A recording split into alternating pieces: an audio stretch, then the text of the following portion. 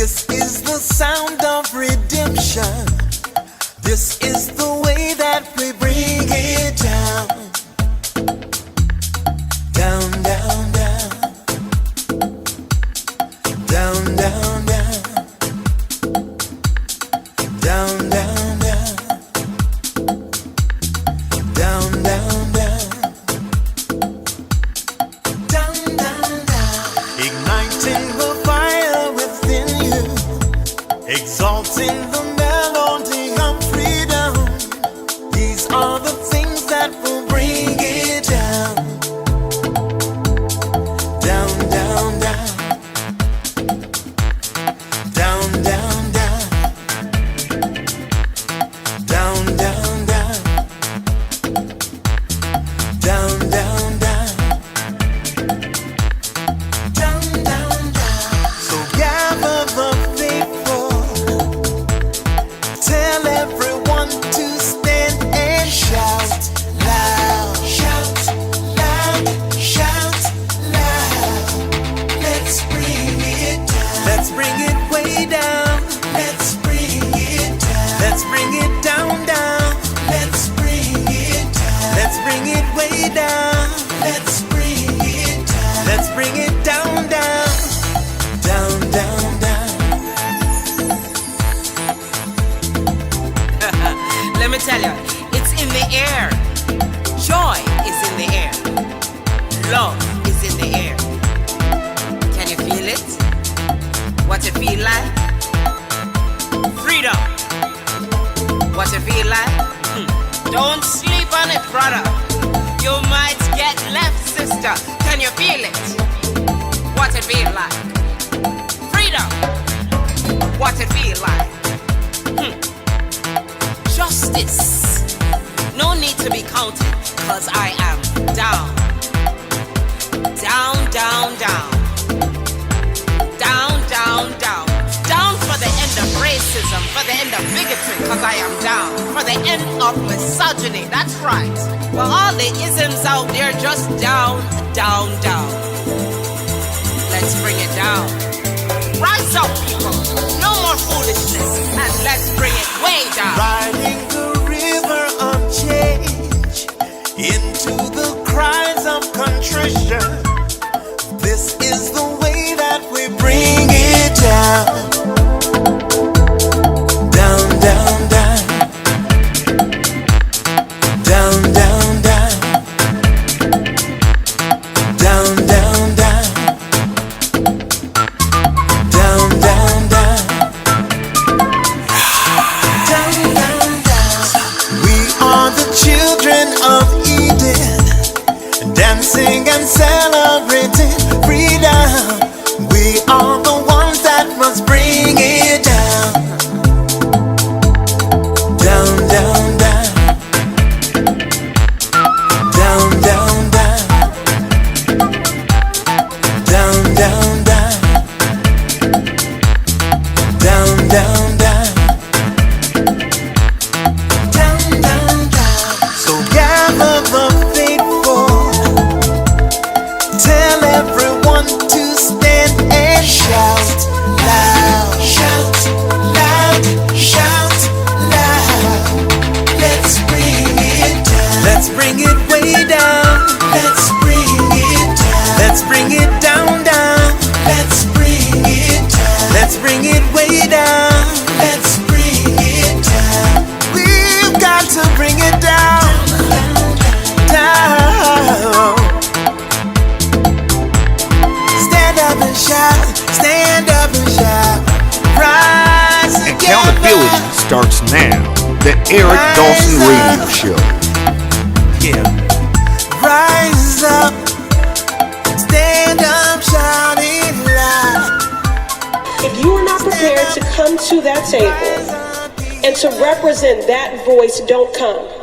Because we don't need any more brown faces that don't want to be a brown voice. We don't need black faces that don't want to be a black voice. We don't need Muslims that don't want to be a Muslim voice. We don't need queers that don't want to be a queer voice. And if you're worried about being marginalized and stereotyped, please don't even show up. Good morning, everybody. Good morning. Oh, boy.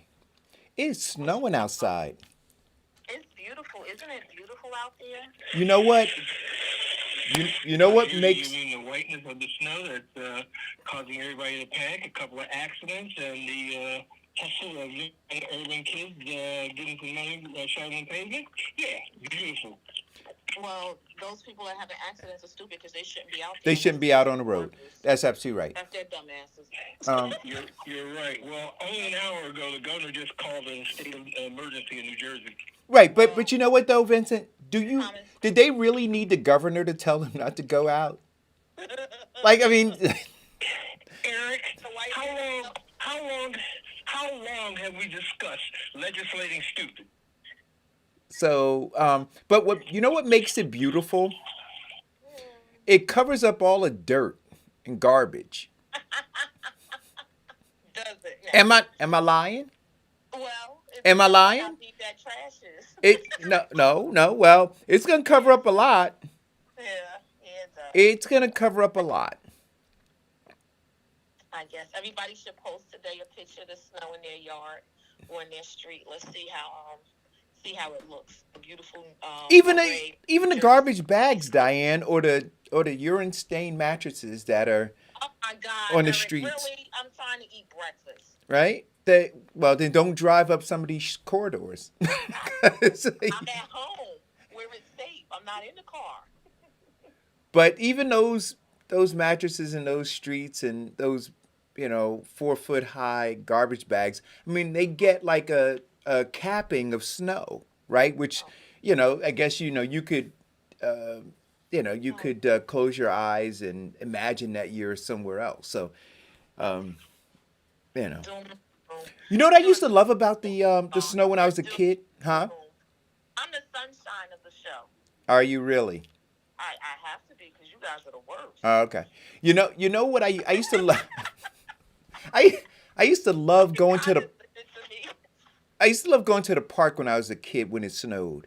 Weequay Park, right? Right, because the hills, the snow caps on the branches, it just looked like a wonderland, right? Branchwood Park too. And then you don't think about all the bodies that are in the lake. Oh my God!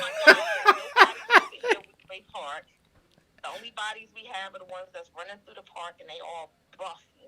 Hey, I think Hoffa might be in the. Careful on that one side of the park with all those buff guys, Oh. Stay away from those buff guys. I mean, unless you like it, rough and tough, and throw you over the shoulder type man. But Bang you in the like caveman kind of man. Yeah, caveman. I digress. Uh, Look, what a mighty good man. So speaking of a mighty good man, they had a biopic last week for Salt and Pepper, and they left Cinderella out. I didn't even watch it. People were. I saw the comments, and I refused to be a statistic that they could say watch that, so I didn't watch it. Oh, okay. Right. So does that mean fast forward you didn't watch Wendy Williams' biopic this weekend? I did not. What? I did not. Why? Because you feel like I feel because we're in the tri-state area, we have lived her life, so we know everything already. Why do I care about Wendy Williams? I didn't say you had to care. Right. I asked you. So then why would I, if my time is valuable, I don't know if it's right? Why valuable. would I spend my time? Right? My time is valuable, like money. Right? I wouldn't take my money and go to the store and buy rotten meat. Well, you spend your time watching Netflix. No, but I try to watch things that are going to bring value to my life. And there was no way that watching Wendy Williams was going to bring. You don't know because you didn't watch, now did you? No, but I know Wendy Williams. What'd you say? I said, but I know Wendy Williams. Oh, okay. And from some of the young ladies that I know, or older women now that I know, middle-aged women that I know, one of the things that Wendy was really good for was throwing parties, right? And they would go to these parties and they would be invited into like the VIP, and they would leave with these gift bags that had, kind of interesting things in them. So that that's what she was good for. That's what she was good for. That is so great, especially in Black History Month. The first Well, thing. wait a minute. Wait a minute. About a Black woman who was the #1 New York City DJ and had the #1 TV show. Who else has done that? Who else, Eric? Name them. I'm waiting. No. But here's what I'm going to ask you. What value? Mabel King. Mabel King. Lena Horne. No, doesn't matter. Keep moving. But here's the question, right? So you could have a bunch of people stop and watch a train wreck, right? Which is what I think they did every day tuning into Wendy Williams. It was a train wreck every single day. Why would you say it's right? Maury Povich gets a lot of views. What was the other guy? Jerry Springer got a lot of views, right? So why would you put her in the same category as him? Why would you do that? Because Because the same thing happened to both of them. Maury Povich, he had that gossip show, A Current Affair, and then his wife, this king of gossip, been talking about how wrong everything is in the life of celebrities. His wife, a famous news anchor, said that she's quitting work because she wants to have a baby. What does that have to do with anything? Well, it's the same thing that happened to Wendy Williams. Wendy Williams makes her money on doing gossip and talking about celebrities and bringing on celebrities because people live vicariously through them, and people live vicariously through Wendy. But what happened was what she talked about and scandalized a lot of people for extramarital affairs is the same thing that her husband did. That's what made that train wreck for a lot of people worth watching. Look, Wendy Williams in the wake of Wendy Williams, right? That's not sexist. No, but in the wake of Wendy Williams' show, right? She left a lot of wreckage, right? Talking about people. I'm sorry. She talked about what was news, the same thing that CNN does, the same thing that Inside Edition does, the same thing that the Globe magazine. Vincent, you got to mute your. I know it's I'm sorry. It's gonna be challenging with Vincent today. So Vincent is out. So she did the same thing that every other news. I'm not saying she hasn't. No. In a different way. Diane, I'm not suggesting she hasn't and isn't doing what other news organizations. Well, what is it? Inside Edition and the rest of the. I don't watch those either. So when you ask me why don't I watch Wendy, I don't watch them either, right? And so now, in particular, though, as a as a bottom man, right, who is watching a bottom woman engage bottom people in destructive content. Wasn't something that I was interested in. Okay. Right? So I would have liked for her. I'm sorry. Bottom person. What is a bottom person? Yeah, what's the bottom person? Well, so you see on my screen on the 11th, we will be reviewing the book Caste: The Origins of Our Discontent.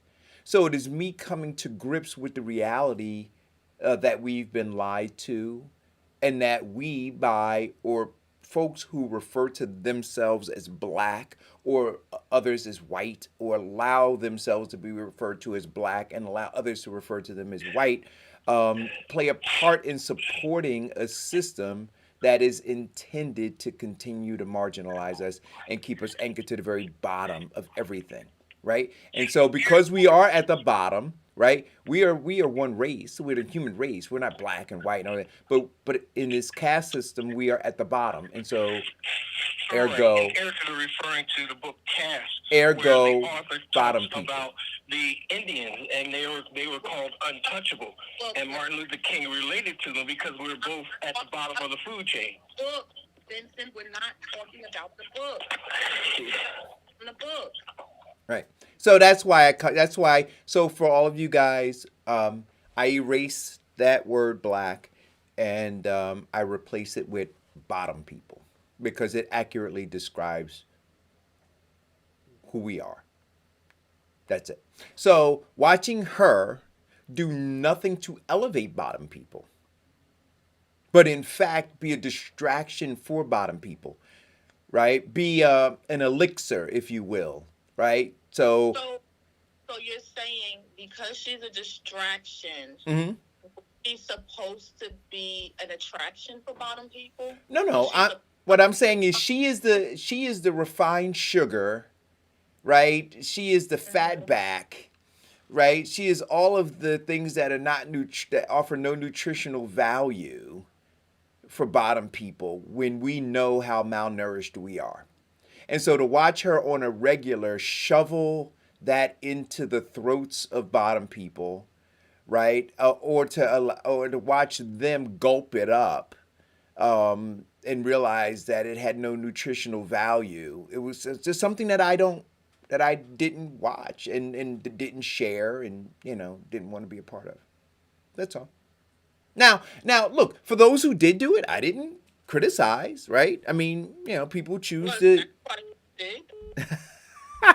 Like you just blew out a whole barrel full. No, well, I just said, look, people go and drink soda all the time, right? I don't walk down the street and say, oh, you shouldn't be drinking that soda. But I know it doesn't offer any nutritional value. In fact, I know it's very harmful for people. But they do it. But I would not promote drinking soda, right? I don't go and I'm not Michael Bloomberg who said, who tried to, through legislation and law, regulate what people could drink and what they couldn't drink. I don't support that, but I wouldn't be out there doing the other thing either. Call or go. Good morning. Good morning. How are you guys this morning? What up? Jody, good morning. Wait a minute, Jody. So in the spirit of Wendy Williams, how you doing? Yep. Spirit of Winter. Well, here's the thing about it, right? There was some nice dude that I found in that. He was a grinder. Wendy Williams carved out a niche and she showed extreme tenacity. She had great work ethic. She believed in things like always being on time for work, always going above the fray, fighting to get a space and a voice. Yeah, it was trash with our conversation, but we were already doing that. I mean, let's say white women were already doing that with Kate Spade, right?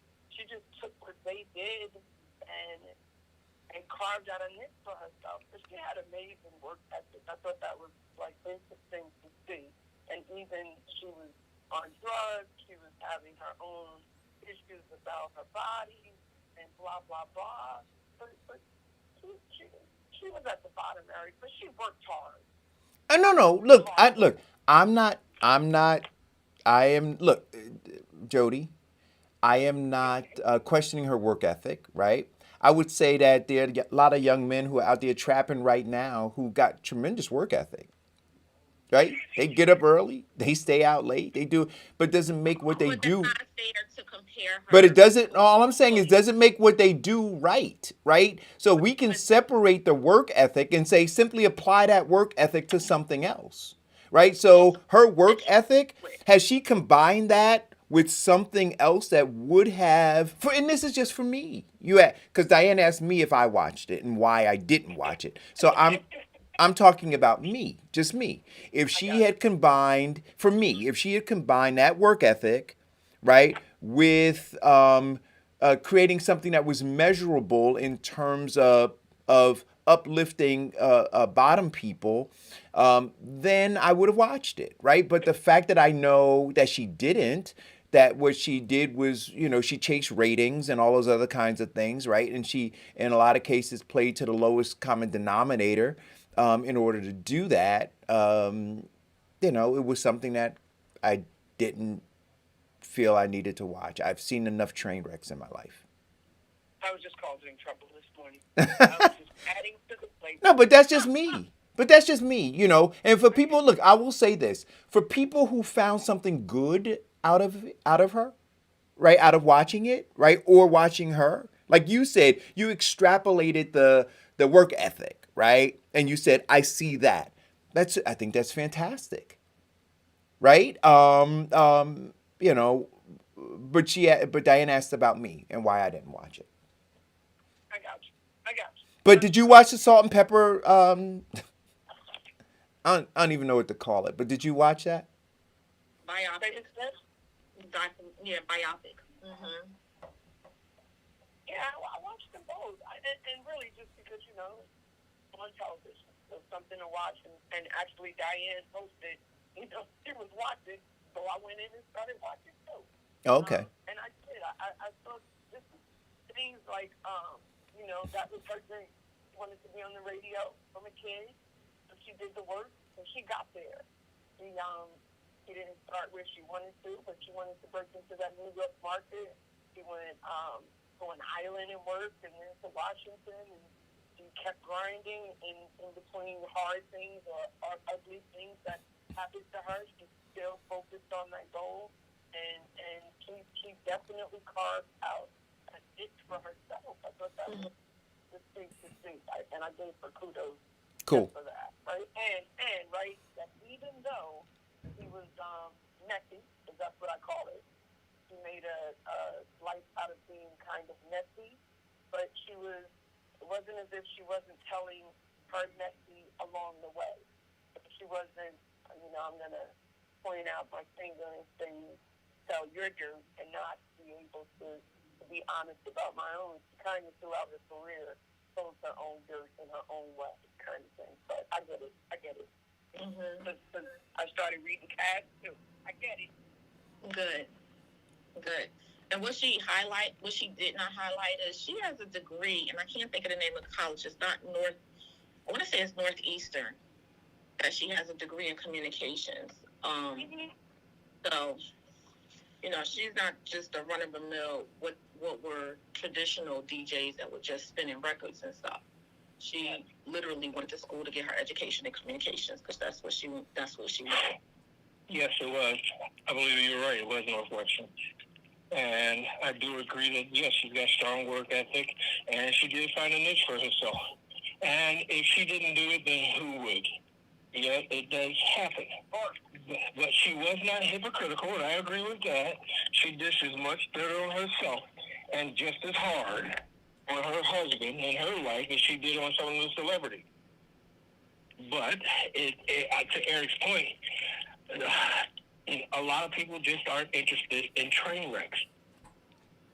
Yeah. I mean, this is what I want you to think about when you think about Wendy Williams. Ready? Make this comparison.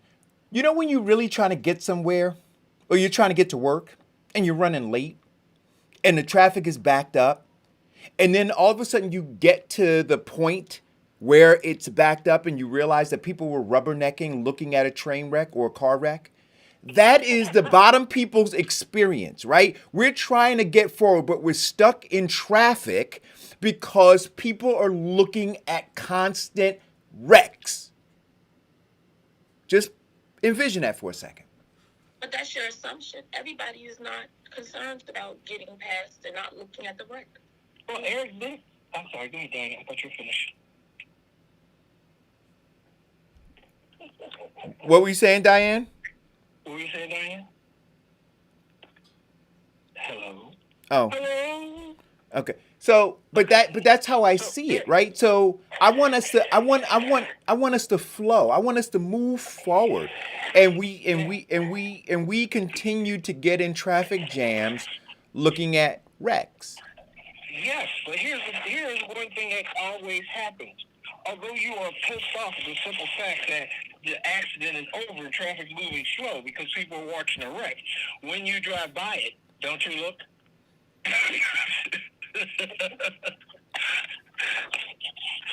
That's the story of the William Williams show. Right. Everybody just on the sister this morning. Say what? Eric being hard on the sister this morning. Well, you know what though? But don't.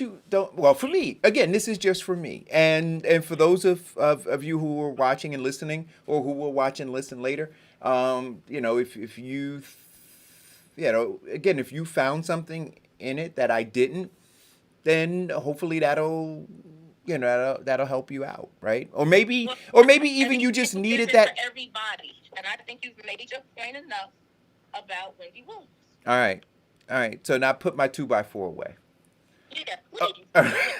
On that Black woman, Day of Black History Month, so I think we're done with it. All right. So, so let me ask you a question. You asked the question on your Facebook page. What are we doing to prepare for Black History Month? Right?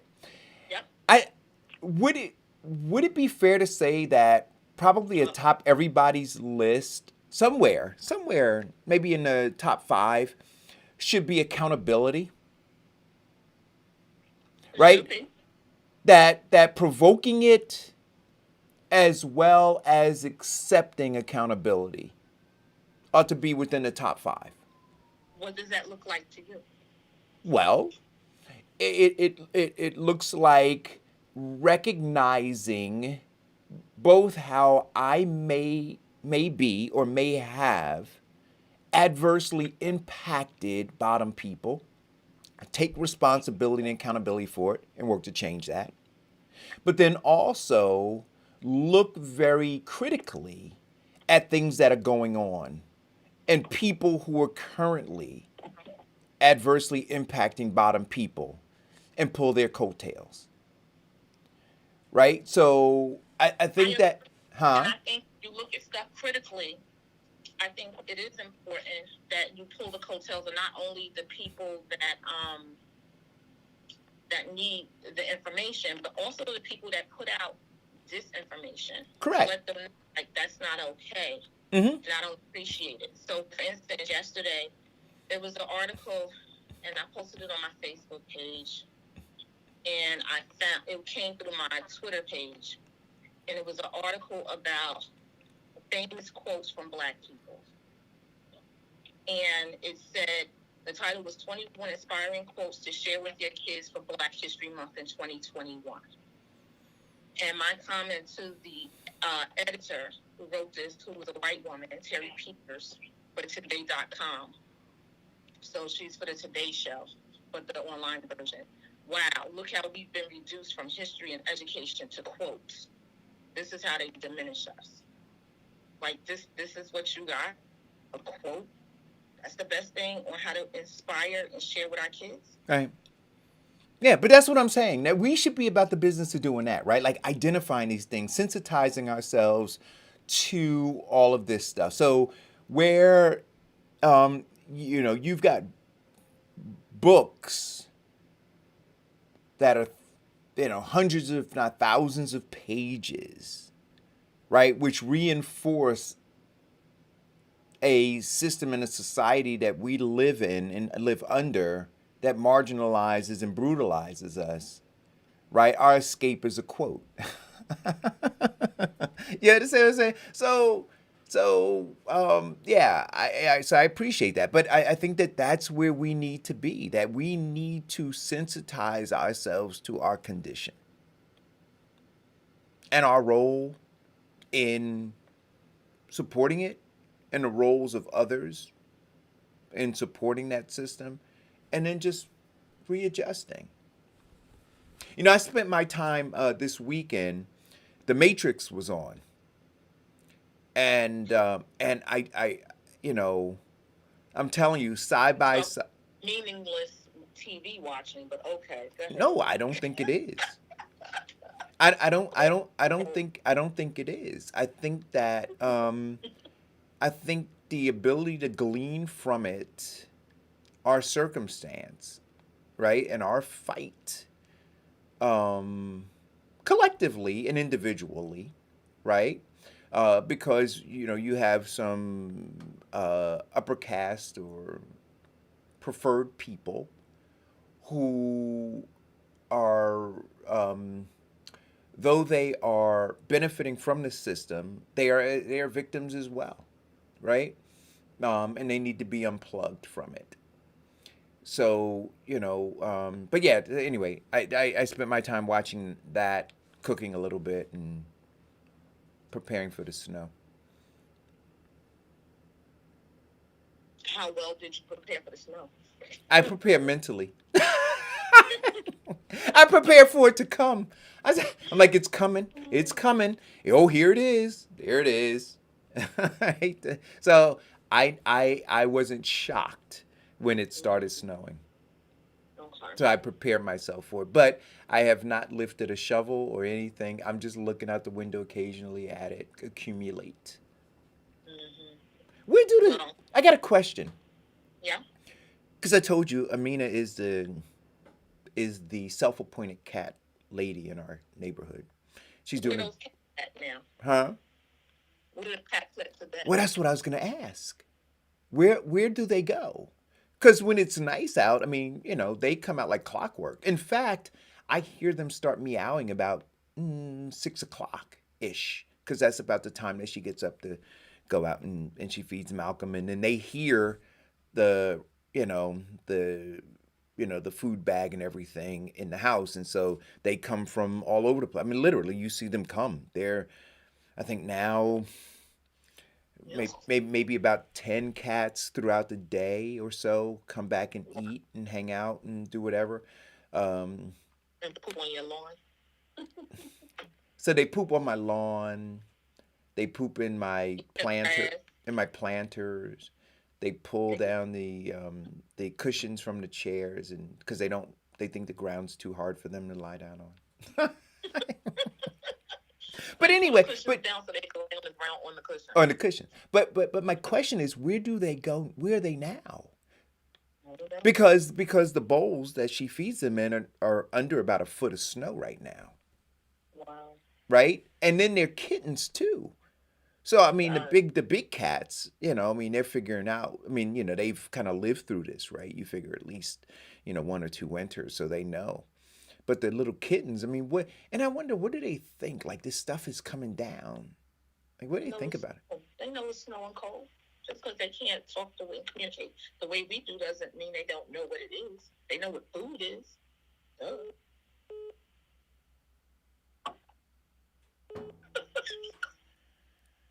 Duh.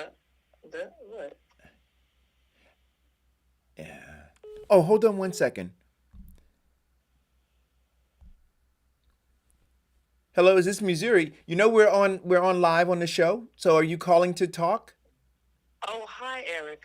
You know what? I was going to ask you if I could come announce my radio show, Solid.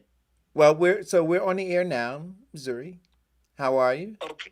Hi, darling. I'll have to call you back. I'm in a meeting. I was just going to ask you. Okay, well then call back because we're All right, live. sweetheart. Thank All you. right, bye. So, uh, um, The cats. oh yeah, the cats. So I don't know where they are, but I hope that they're safe. You don't really care because you didn't build them a shelter for the winter, did you? No. So, I mean, you don't call it a cat house because when you go to the store, they're dog houses. But we got like a little dog house and put it outside for the cats. Think they'll get confused? It's a dog house for cats. I don't know, Eric. That just sounds crazy. But we do have one. We do have one in the back, and there is a cat Amina named. And I think I told you we were going to adopt him. His name. She named him Pharaoh. Um, but because of the illnesses that he has, Yeah. we can't bring him in the house near Malcolm. So Isn't that something? yeah, So his adoption got reversed. he's That's terrible. he's what? His adoption was reversed. Yeah, I mean, he was just. I mean, it would have created health issues for. I mean, he already has health issues, and so I mean, the vet said that there's really nothing that they can do, right? So Pharaoh has a place to stay now in the back when he decides that he doesn't want to roam the streets. And then he's got a full food bowl when he comes and water and all that kind of stuff. So I think that that's a humane way to Okay. to treat him, right? So Nala in the feed says all of our textbooks are a lie. Most of the books in college are a lie. The Matrix explains what is going on. Yeah, Nala. Very quiet. It was written by very enlightened black woman. She owns the rights. Welcome to the Great Awakening. There we go. See. You're unplugged. She's I'm unplugged. unplugged. I stay unplugged. Though. I told you we're on a Nebuchadnezzar. you want to Nebuchadnezzar by yourself. Nah, I'm Morpheus.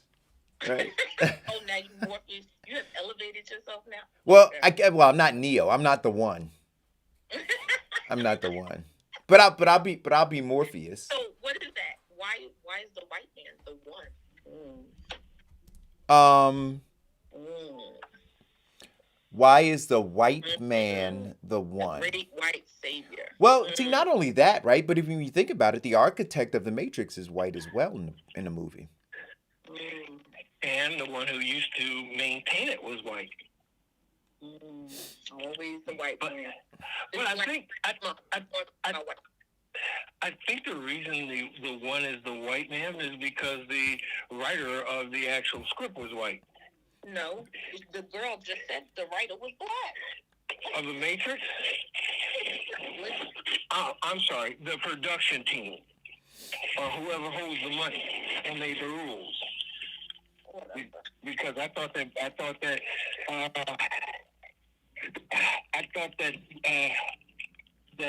what is his name, Morpheus would have been better cast as Neo.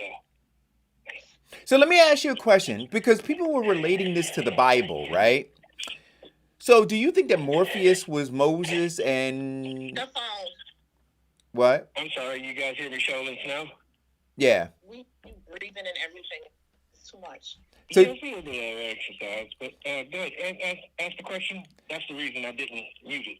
Do you think that, and people were equating this to the Bible, right? And they were saying that that Neo, the one, was the Messiah, right? So, and then there were other people who were saying that that Morpheus was more Moses' character in the. No, Morpheus was more of a John the Baptist character. Oh, you think? Okay. Yeah. Yeah, and John the Baptist, he came at the same time period of Christ, where a lot of people believed that John the Baptist was the Messiah, but yet he was like, no, I am not the one. It is one coming after me who I am not fit to carry his shoes or hold the thongs on a sandal, depending on which translation you read. Mm-hmm.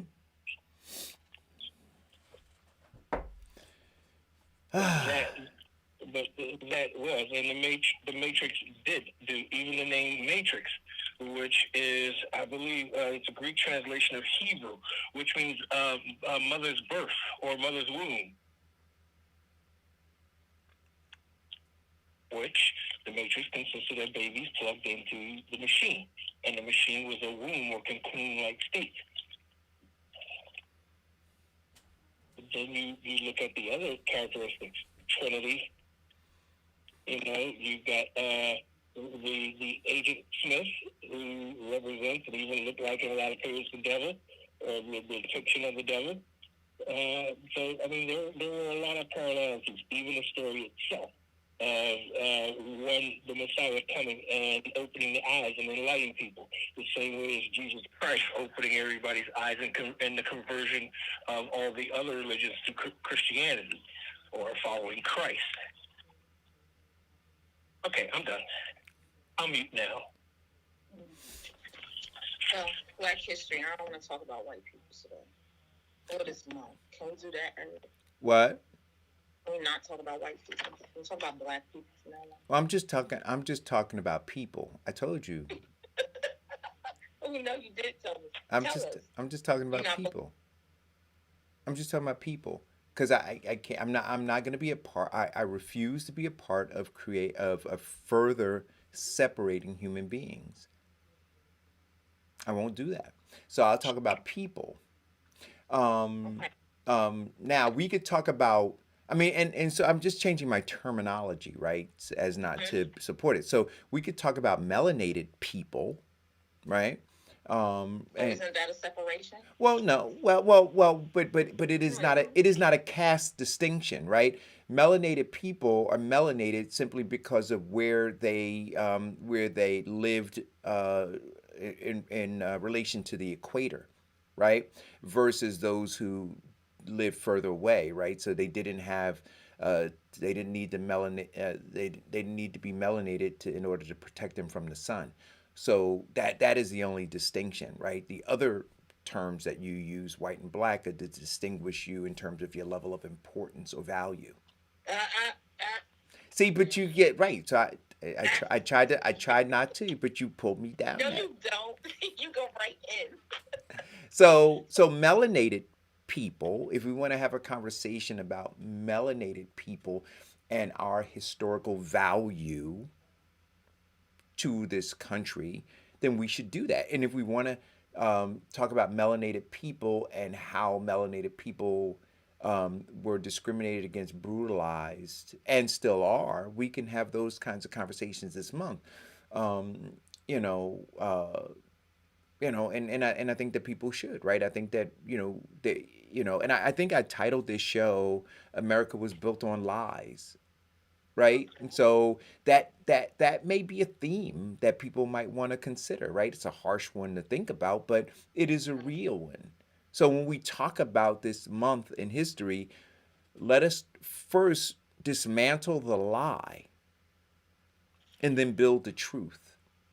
But you can't sweep the lie under a rug, right? And then try to put furniture on top of it, because then, you got all these bulges in the rug and the furniture's not going to sit straight. And your plates are going to fall off the table because it's slanted. So yeah, you got to clean the mess up. You got to acknowledge it and you got to clean it up. So I think that the first half of quote Black History Month should be really just focused on dismantling the lie. And then the second half of Black History Month needs to be about repairing. I think the entire Black History Month should be about exposing the lie, and the other 11 months should be about Ah, people. well, you know what? I think you probably need the 11 months or maybe the reverse, Diane, but I agree so maybe the first 11 months, so starting from March, say March to January, right? Expose and dismantle the lie. And then in February, build on a truth. Right? Okay. Right? So But if we do it what we do now, which is we promote the lie for 11 months. We promote it for 11 months. And then we pretend to give value for 1 month. So on my page, I posted "How have you planned Black History Month?" Was where we started. What have you done? What have you done? Well, I do it every day. I'm always exposing and telling and educating and informing. I do more informing. So here's some of the answers that people put up here. So Sean Hazelwood said, by teaching every day that Black people are the origin of all people on the planet, the origin of all that exists, that all people, religions, and cultures come from us, that the Christianity is the colonizer's religion, not ours. I teach to free our minds.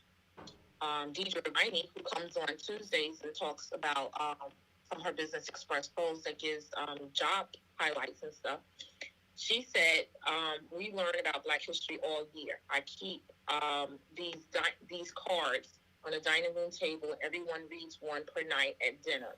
It helps with the conversation as well. And the card she's talking about is Black History flashcards. Well, you can probably find these on Amazon, which are really good too. I've seen them. Eric Dixon, he learns a new fact every day, no matter how shocking, about the enslaved people's experience here in the U.S. Then some people stated that they do it, they strive for success to protect their family. They do it 365 days by being proud of their heritage and the strength of their people. And that's it.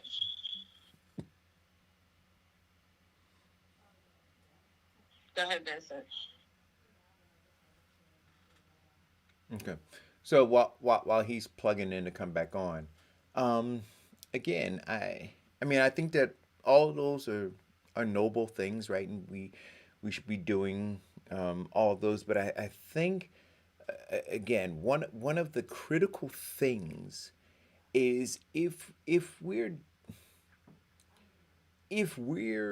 doing that stuff, but we have not gotten away from the language that supports that which is negative, right? Then we are reinforcing, right? So it's like taking one step back, one step forward, one step back, one step forward, one step back, and then you look and you see you haven't gone anywhere, but you've done a lot of moving, right? We have to, I think, be committed to attacking the language. We got to attack the language, and we got to stop the language, because that spreads. That is like a virus that spreads, right? So we have to attack the language. We got to do all the other things too, but I think that we got to attack the language. That's the foundation. That's how they communicate what it is that they do, through the language. And we've adopted that language, and it's harmful to us. Vincent, what have you done for Black History Month to prepare?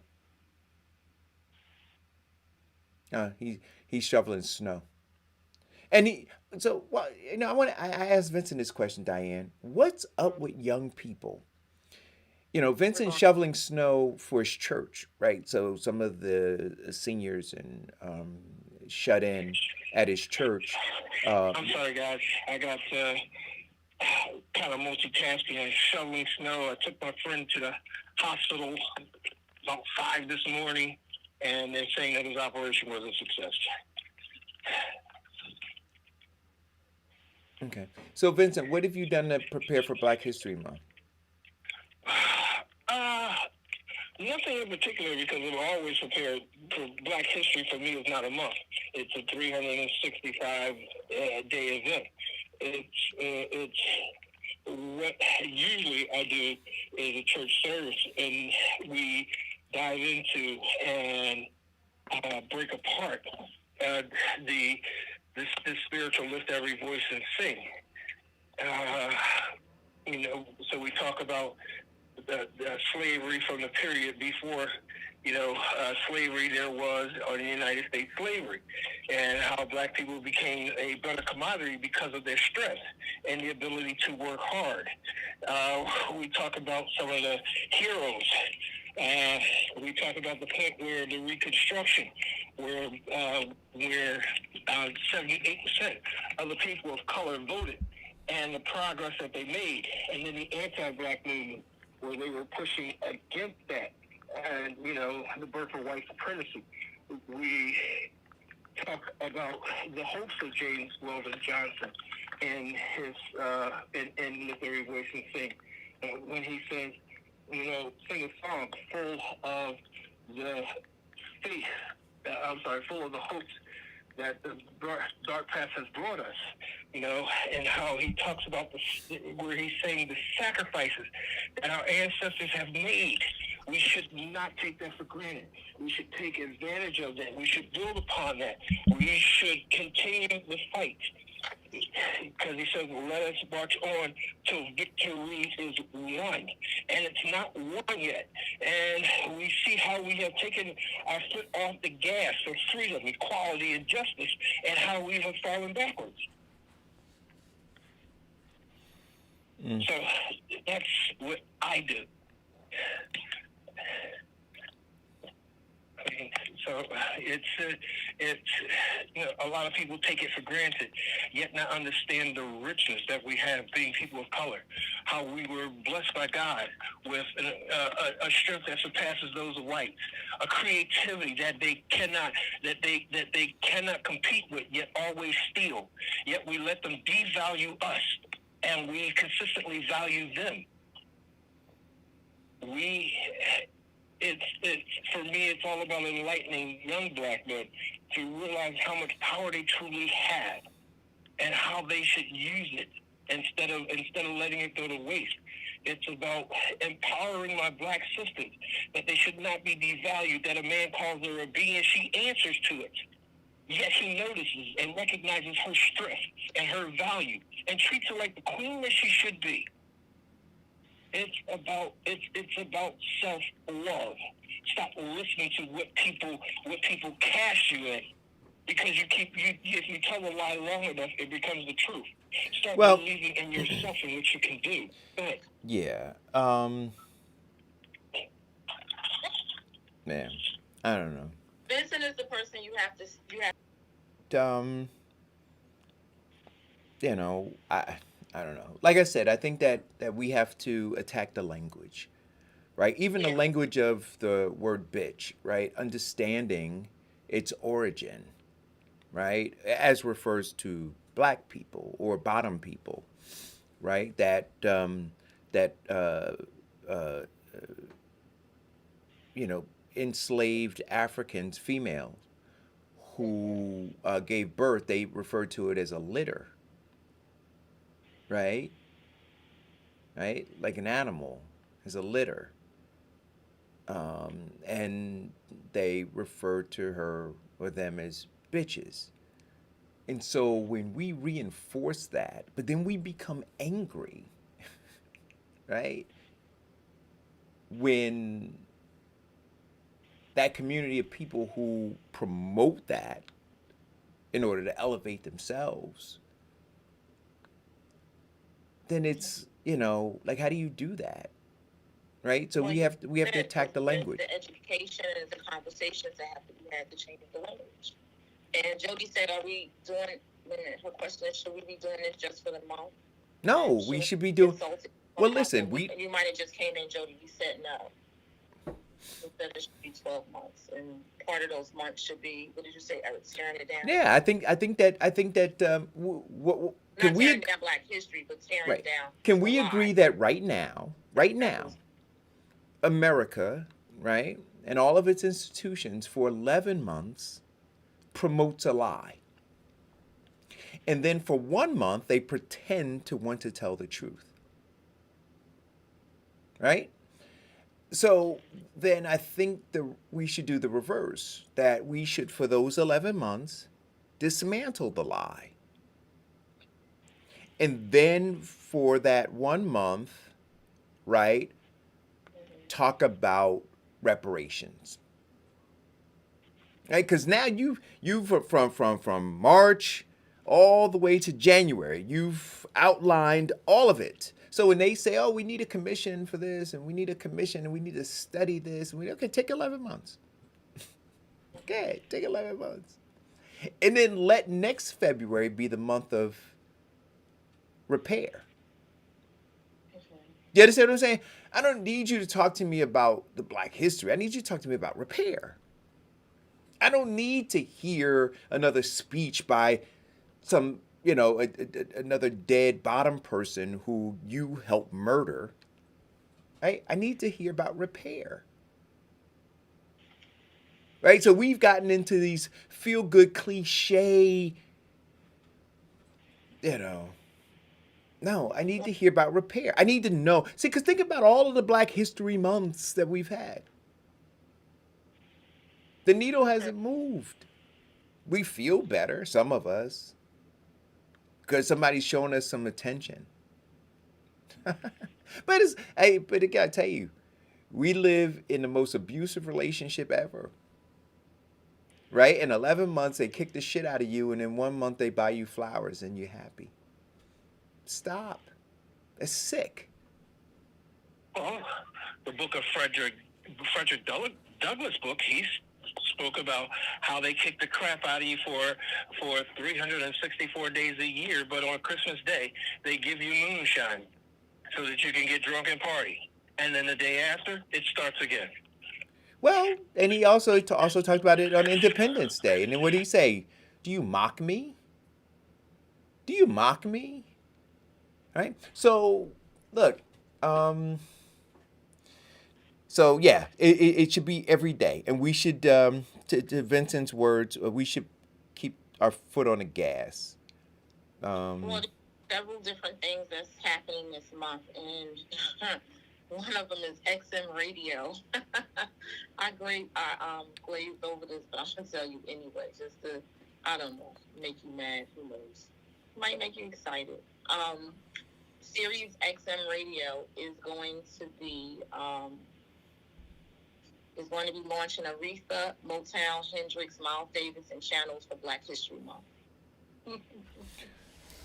So, so again, what I'll say is this, right? So is this a um,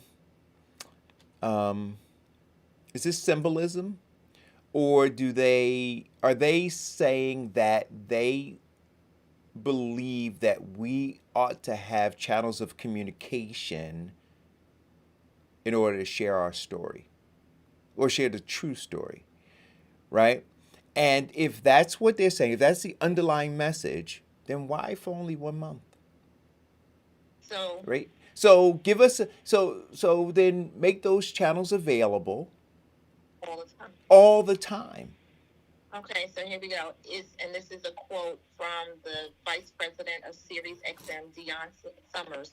Says this is much as a trip down memory lane as a deep dive into what these brands were all about and what Motown tick, what inspired Aretha. That curation, that deeper dig creates an experience that goes beyond a random jukebox of hits. It's a fuller appreciation of what these artists are about, what inspired them to get into the studio and create. So Series XM celebrates Black History Month, which will include dedicated programming across the existing Urban Channel lineup and on Pandora, the streaming service acquired by Sirius XM in 2019. The new Wake Up Music segments on Pandora's Black Music Forever station will include artists such as Robert Glasper, Dion Cole, and Kirk Franklin. So and she goes on to say, in February, the spotlight shines a little brighter on this history. This is American history, and it extends through multiple genres. We are a multifaceted cultural, and I am thankful the month of February is time. The spotlight shines on us and the significant contribution we had. So here's the question I want to ask again, right? Because you got 12 months. So is our contribution equal to 1/12? So what she said, from what I'm reading, is this is in addition to this is dedicated programming across existing Urban Channel lineup. So we already have Urban Channel lineup and on Pandora, and now this is something dedicated specifically for programming on existing channels, is what she's saying.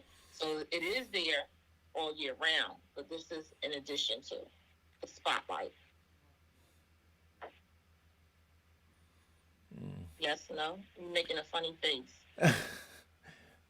Look, again, I'm always gonna want more. No matter what they give, I always want more, right? And I'm not settling. So thank you. I want more, right? So thank you. I want more. We didn't have that, so they're giving us that, but I want more. So the question begins. So this is where I said that we have to, let accountability be the clarion call for the month, right? So, yep, you did this thing, but I'm not settling for that, right? You're not gonna get me to go away now and be happy.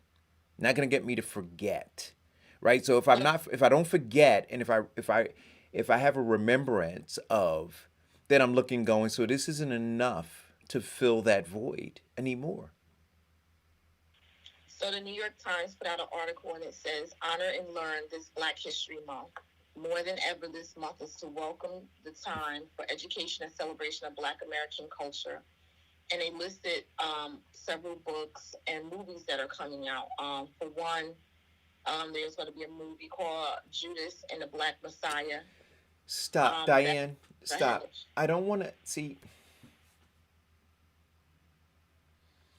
I don't want to. And how can I say this? Huh? You don't for everybody else. You don't want it. No, I'm telling you what I don't want. Right. Right. I don't. Right.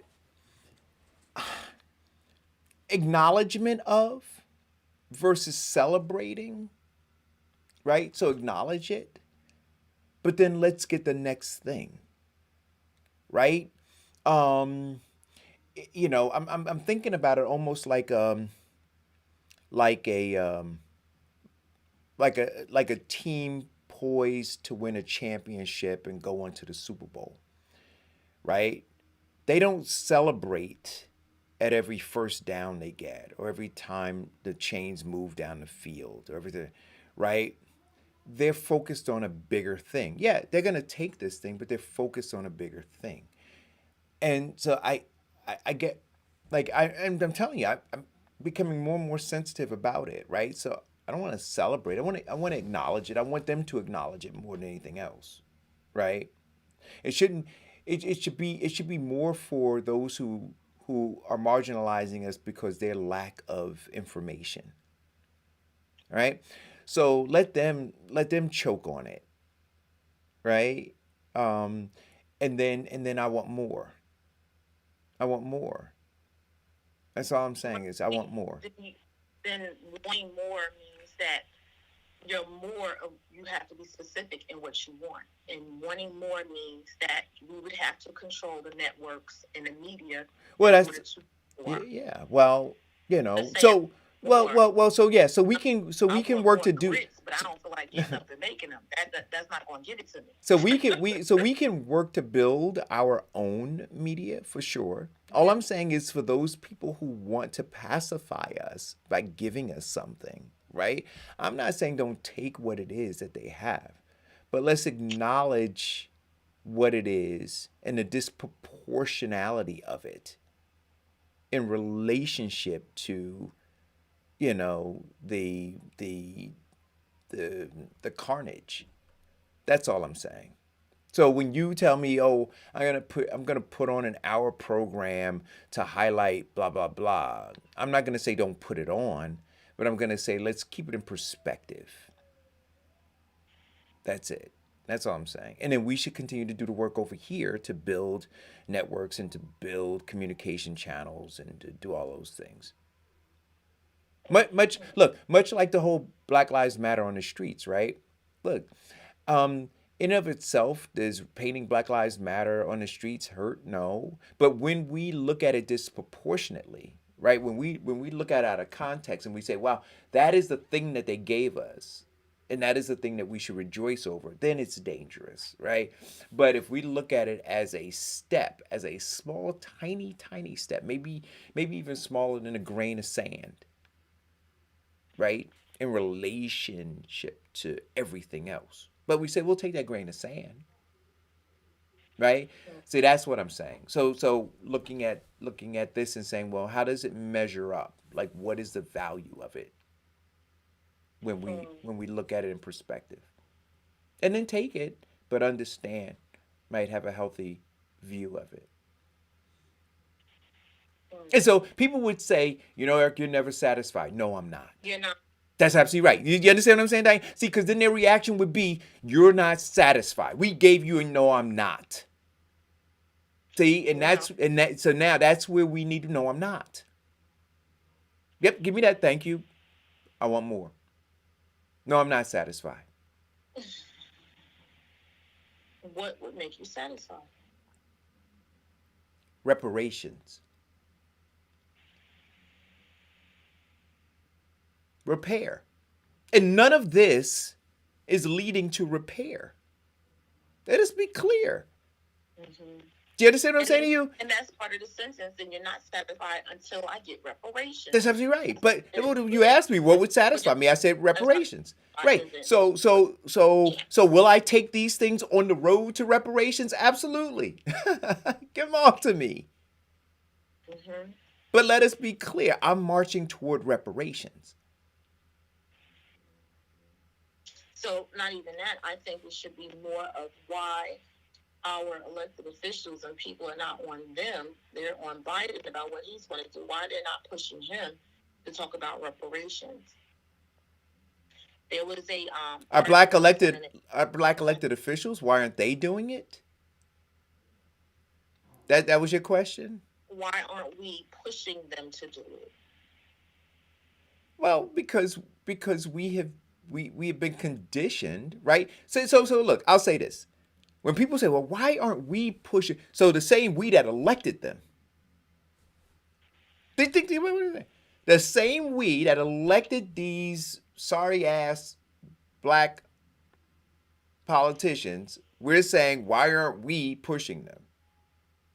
Well, if we wanted better, we wouldn't have elected them. You understand what I'm saying? So that's what we got. That's what we elected. So we didn't elect them to do that work. That was never part of the deal. But we've talked about it on the show. Part of the deal was chicken dinners, trips to Atlantic City, maybe a better apartment in the senior building. God help us. But, so no, it wasn't doing this work.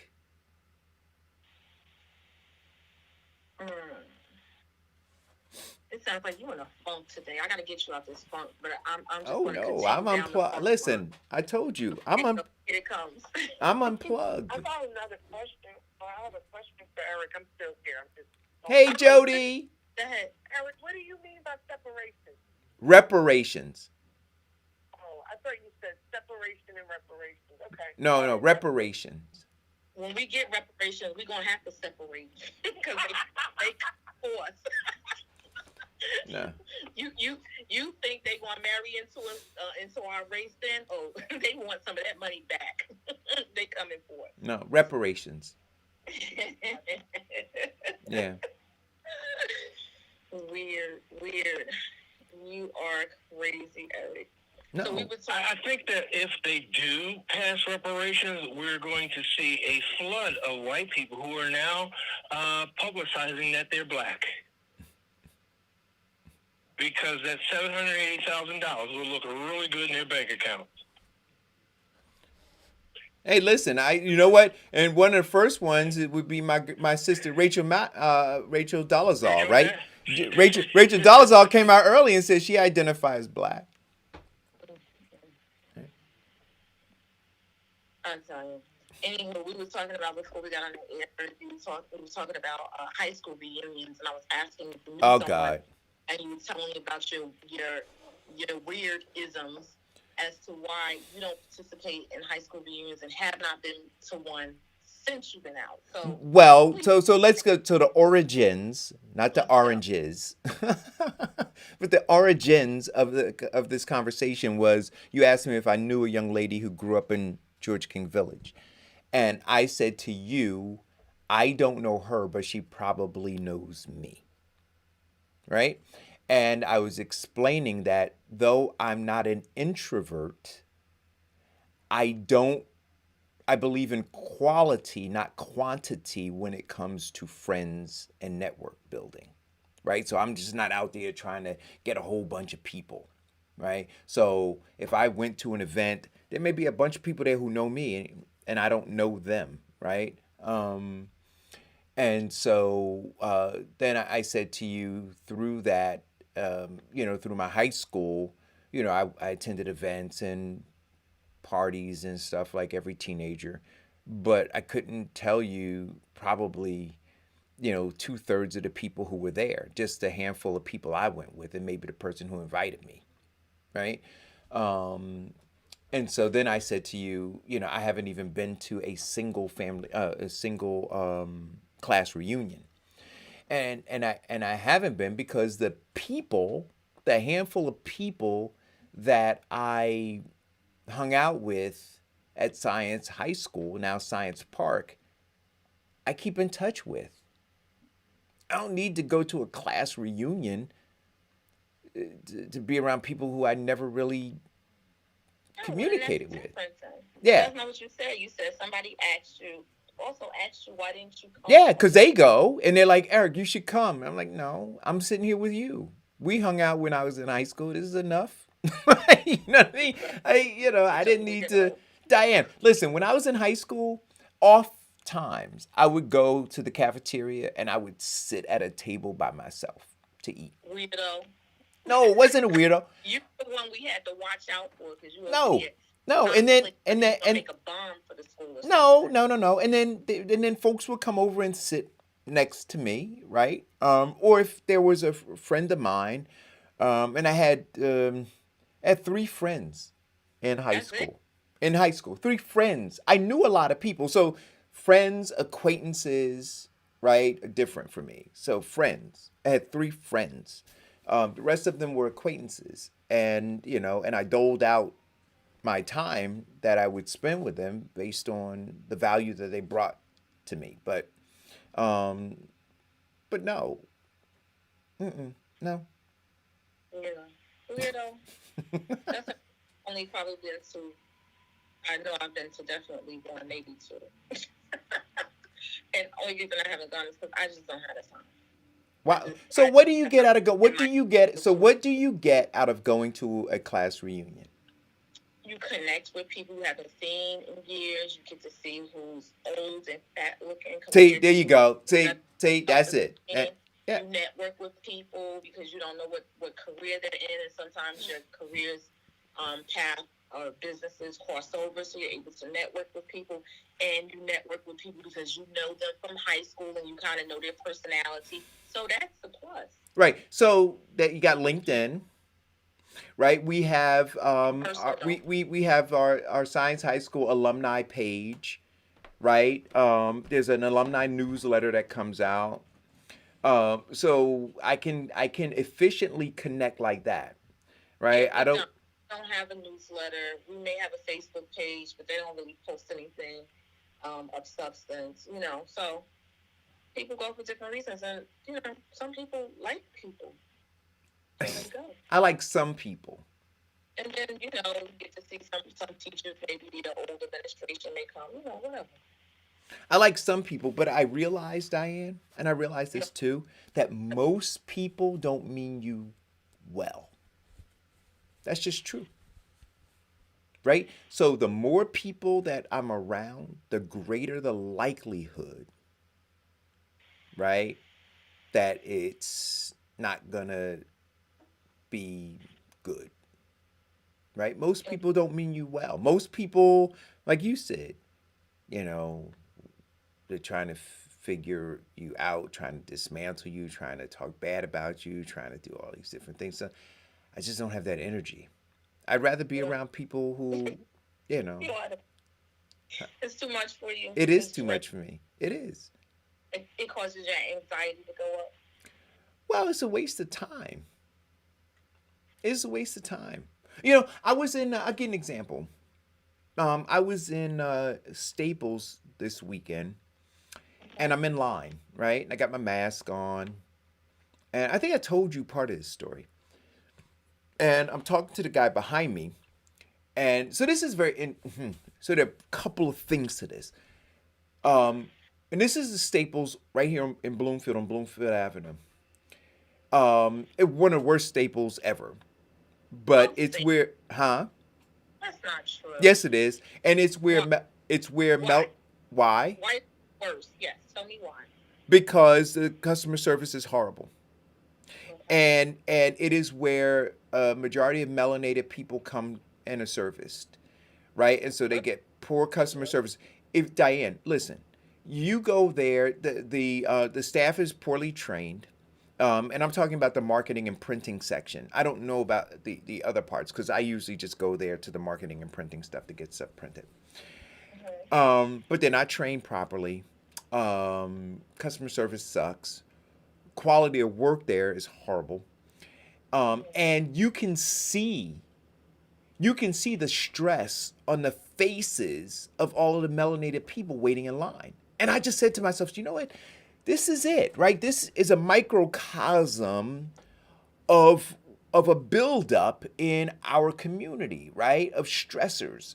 Just one more thing that you should be able to come in. Like if I drove up Bloomfield Avenue to Cedar Grove, I get great customer service. I leave out of there with no stress, no nothing. You come down there, Diane, you see stress after stress after stress. You see just, it's horrible. Anyway, while we were waiting there, I was lamenting with a guy who was in line about that. And he said, Eric, no, he said, I agree. I said, I talk about this on my show. He said, oh, you have a show? I said, yeah, I co-host a show called The Eric Dawson Show. Now, I had my mask on, so he didn't know. And he said, oh, Eric, I know you. I watch your show all the time. I said, oh, okay. So then we start talking, and then we get to talking about the pandemic, and face coverings and vaccines and blah, blah, blah.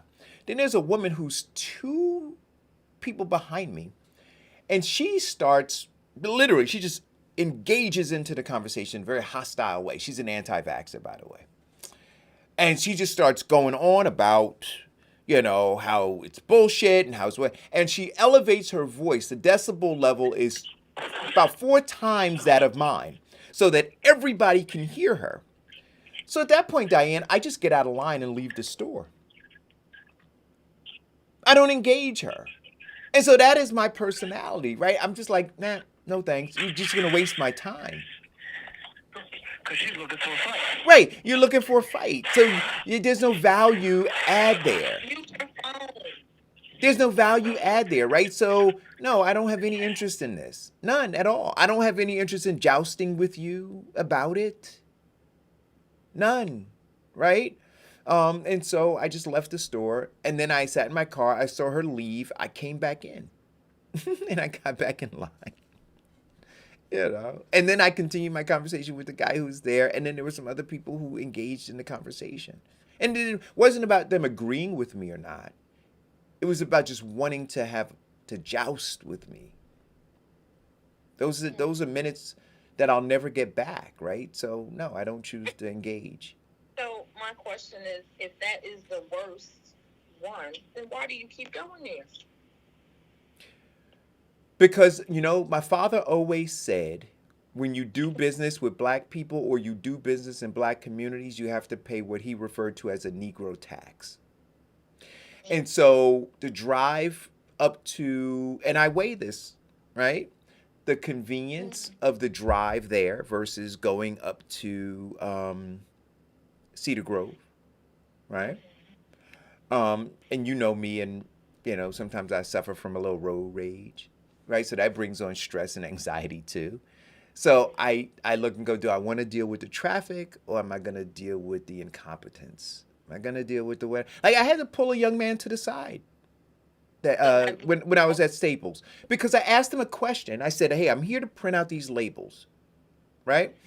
And so he walked away from me, literally, like I'm talking to him. He just turned and walked away. And then he went into the back, and he was there for about 2-3 minutes, and then he comes back, and he said to me, the guy just got here, and he's turning on the machine. And I said, young man, before you finish explaining to me, let me tell you something. I'm a customer here. I'm a paying customer. I said, don't ever walk away from me like that again. I said, you can say, sir, let me find out. I'll be right back. I said, but don't ever just turn and walk away from me like that. I said, it is rude, it is unprofessional, and it is disrespectful. See? And what did you say? What did he say? He apologized. Eric, you sound like you about to take your belt off and beat him. No, just, you train people how to treat you, Vincent, right? Yeah, Yeah. I believe that. Yeah. And so I would bet you, the next time I go in there. Now linking the anti-vax people to QAnon. Part of their rhetoric. Well, that's not new, and that's not all of them. Well, that's not all of them. Some of them are linked to. Did you talk to the management about the service that you were getting in Staples? You know what? I have not done that. So why do you expect it to change? Well, I don't believe that it would change. But you know what? But I should do it. You're right. I should. So management, you can't no. control I just. Service, but you can let the management know, and they can control it. Now, if they don't do something about it, of course, there's the next level. But still. No, you're right. There are expectations, and see if nobody has ever said anything to management. They have no expectations. They just send people out there to do work. Nope, you're right. In any fashion that they do it. You're right. What else am I going to say? You're right. I should talk to management about it. Yeah. You should send them an email to that. A strongly worded email? Yeah. Or you could tweet them. When you tweet companies, they really respond extremely fast. extremely fast. Oh, I've Diane, had, speaking of residents tweeting, have had issues come to me with PSCNG or the water company. I send a tweet out, within an hour, I'm getting a response. so They don't like that to be up on their pages. speaking of tweeting and twittering and all that kind of stuff, you saw the social dilemma? Yes, I saw it before you told me. I'd already saw that. I thought I had talked to you about it. I saw it some time ago. What'd you think? I think no, it's absolutely true. It's absolutely true. The media, social media, all of that is put together to direct our what we get, how we input, how we take in information, how we spend our money, how we do things. And if you look, it's very. I mean, even if you don't say something out loud and you look at it on one device, you start to see the advertisements on another device. So you see it in another social media page or something. It's true. Absolutely. Right. So what they said in there, which really resonated. I mean, a lot of stuff did, but this was atop the list. They said they trade in human futures. Mm-hmm. Right. So if you understand the stock market and you understand futures, right?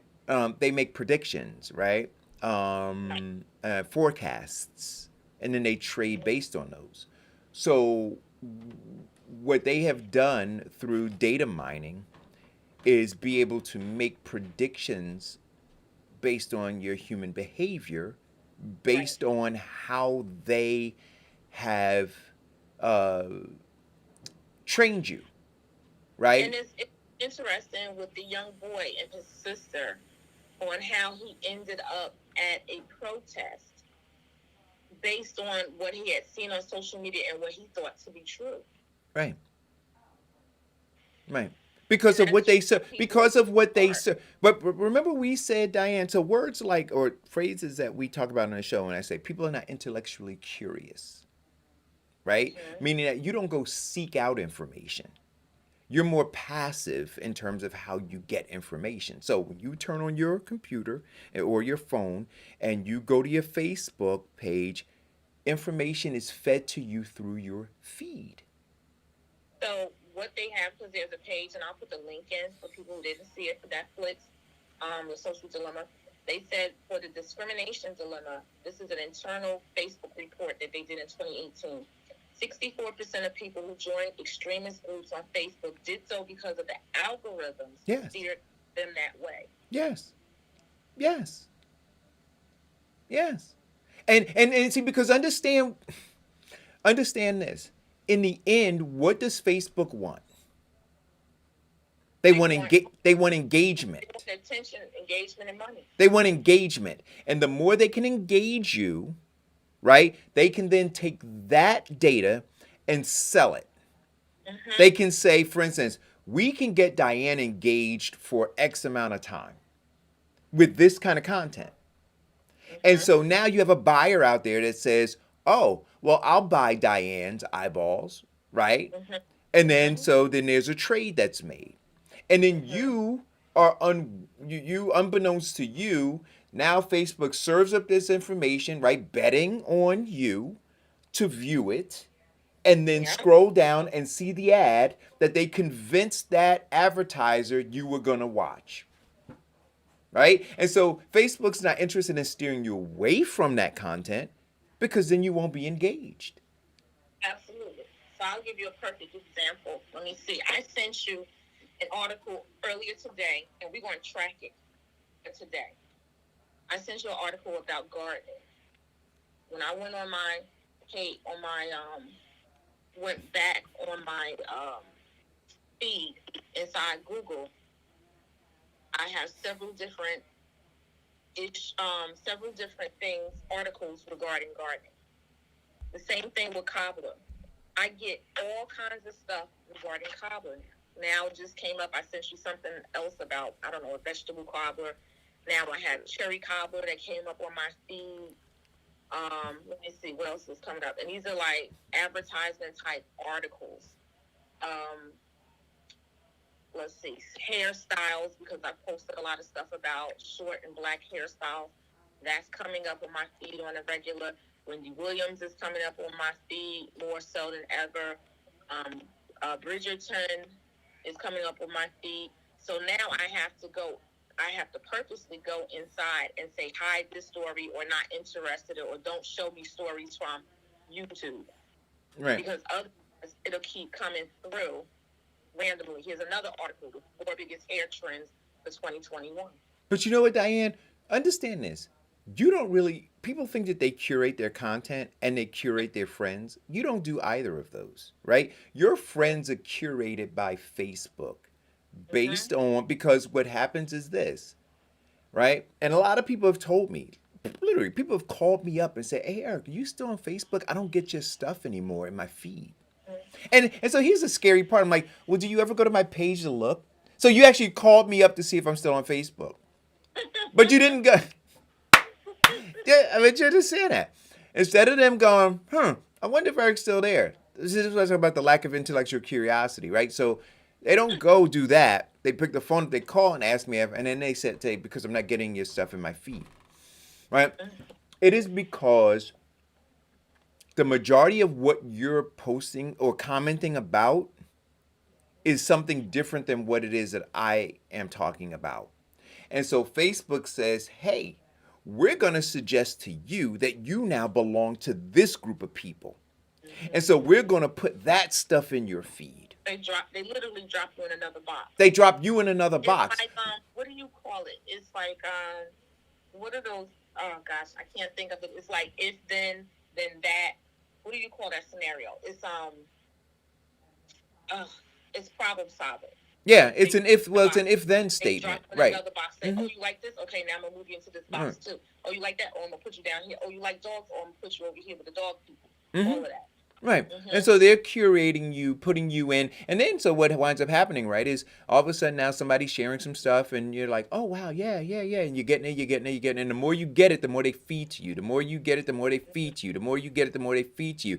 And then the other thing that they want to do is they want to keep you on Facebook longer, right? So they keep giving you, they keep serving you up that content that they see that you like. Oh, give more. And then next thing you know, you're joining groups, right? You're some of the people whose content you're responding to now, right? Because Facebook is putting it in front of you. Those people go, oh, Diane, hey, how are you, Diane? And then they request a friendship from you. And next thing you know, you accept that friendship, right? But you think somehow when you now look at the end of the month or whatever, you got 50 more friends, that you did that. No, Facebook did it. Oh God, Kenyatta, you put me back into the matrix again. I can't. Take me out. That's what it is. All over again. Yeah. That's right. Well, it's a living, breathing thing, right? Yeah. Absolutely. And it's all based on on what they call them, pleasure principles, right? Yeah. Acceptance, gratification, Yeah, so I put the link in for people to check it out. There's a whole fight back. There's ways for you to, of course, talk about and start the conversation about the harms of this, what they call exploitative tech, and what to do about it. Because it's basically taking our information, selling our information, using our information against us. And Eric, you posted something up on Facebook yesterday or the other day, I'm not sure, in regards to taking these challenges. Yes. Well, before we get into that, if you go back in the 2020 primary, Andrew Yang talked about how how each of us should have ownership over our own, that should be considered intellectual property, right? The data that they mine from each of us. And that we should be compensated from it, right? Because they get paid well for that information. Yeah. And he was saying that we should be getting paid rather than him. That's absolutely right. And so on to this face recognition stuff. What is it? This particular challenge is then and now. The other one that they had out there was making yourself look like you're older. Sorry.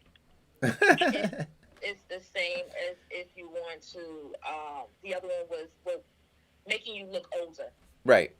And there was an article about how the Russians actually owned that particular app, and they were using it to gather information about people based on what do you call it? Facial recognition. Mm-hmm. So Right. all of these different challenges that you do on Facebook, stop doing them. Stop putting your information in there. What's your favorite color? What school did you go to when you were? What street did you live on when you were 5? Who's your best friend? All of that kind of stuff is data gathering, and they don't all put the information in one survey or one particular challenge. They spread them out because it's the same people doing it. They spread it out, and people are constantly feeding into it and doing it. Stupid. And that's why I was commenting to you. I said, yeah, I don't do them because, for one, I'm not a follower. So that's one thing.